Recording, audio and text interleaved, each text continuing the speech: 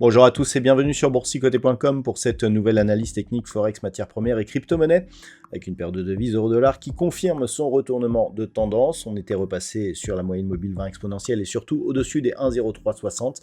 Eh bien, on vient désormais attaquer ici la zone des 1,05 et la bande de Bollinger supérieure. Donc, on confirme ici la sortie de cette dynamique baissière pour un retournement de tendance qui devient du coup positive. Donc il faudrait confirmer par la rupture d'un dernier point haut significatif. Celui-ci se trouve ici sur la zone des 1,0630. Donc clairement, d'un point de vue très court terme, on a une dynamique haussière qui est en train de se construire et donc un changement de tendance qui est en train de se confirmer, mais celle-ci sera totalement valide sur rupture de la zone ici des 1,0630. On invaliderait ce retournement de tendance sur rupture ici de la zone des 1,0240.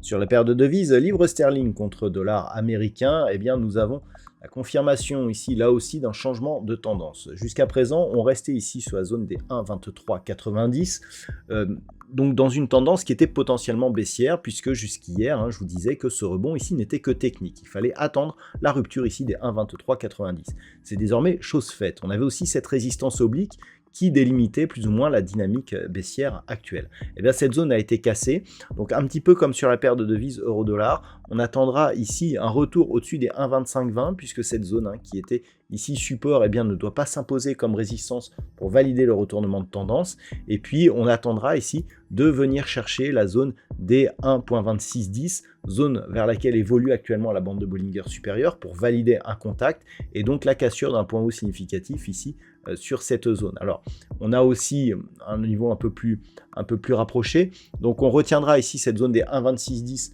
pour vraiment confirmer le retournement de tendance, mais ça paraît en bonne voie puisque la moyenne mobile 20 exponentielle qui était jusqu'à présent résistance, agit désormais plutôt comme support. On l'a bien vu aujourd'hui, donc grossièrement on est en train éventuellement d'assister à un changement de tendance sur cette paire de devises, mais ça reste à confirmer. Sur l'once d'or fin, nous avons ici une dynamique qui se confirme. Là aussi, la rupture de la zone des 2720 $ l'once avait donné un signal de sortie avec ici donc un range de consolidation horizontale qui s'intégrait parfaitement dans une suite ici de dynamique haussière. On avait ici l'amplitude, on avait consolidé 50% de cette dynamique et puis on restait dans un range. Grossièrement, la cassure donc de cette zone des 2720 a bien donné le signal escompté. On revient ici sur la zone de record, donc on est clairement sur une possibilité de reprise de la dynamique haussière qui pourrait nous donner donc de nouveaux plus hauts significatifs.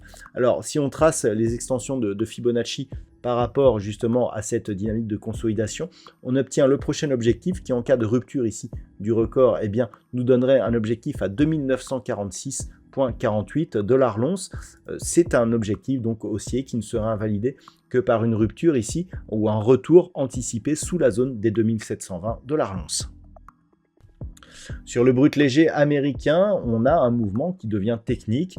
Alors hier, la baisse du WTI avait été attribuée aux dernières déclarations de Donald Trump qui disait vouloir appeler l'OPEP pour faire baisser les prix du pétrole. Bon, on était déjà dans une dynamique qui était baissière, donc ça n'a peut-être fait qu'accentuer ce mouvement, et encore on voit qu'il s'inclut totalement dans une dynamique.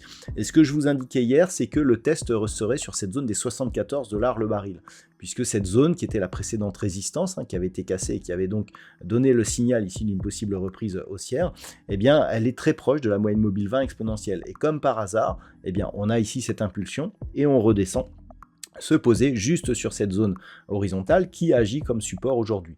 Donc grossièrement, qu'est-ce que cela veut nous dire? C'est qu'on est potentiellement ici sur une fin de consolidation, que si les cours restent au-dessus de cette zone, on peut s'attendre à un retour du mouvement haussier dont l'objectif serait un retour ici sur la zone des 80,50 $ le baril. Donc pour l'instant, c'est le cas. On peut s'attendre ici à une reprise, invalidation sous 74 $ le baril. On est toujours dans une tendance haussière qui avait comme support la moyenne mobile 20 exponentielle, comme nous l'avons ici sur cette phase et comme nous l'avons depuis. Ce n'est que sur rupture des 74 que l'on invaliderait ce scénario.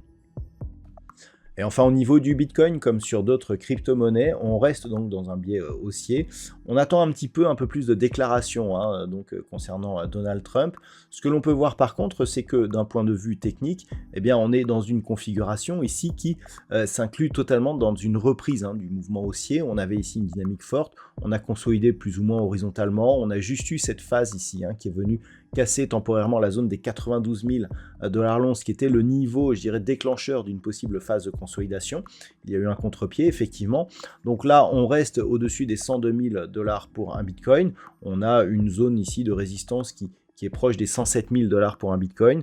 On est toujours potentiellement dans un mouvement haussier. Une confirmation ici par la cassure des 109 000 donnerait deux objectifs, celle des 113 500 $ pour un Bitcoin, qui était l'objectif donc suite à la cassure des précédents points hauts, lié à une extension de Fibonacci, et éventuellement 120 000 $ pour un Bitcoin, qui est l'extension de Fibonacci liée à la phase de consolidation actuelle. Donc par rapport à une éventuelle rupture, on a déjà deux objectifs qui pourraient être atteints assez rapidement. Voilà donc ce que l'on peut dire sur l'analyse technique de ces principaux actifs de marché. Je vous souhaite de passer une très bonne soirée et un bon week-end. On se retrouve dès la semaine prochaine pour d'autres analyses techniques, toujours sur le site boursicoté.com.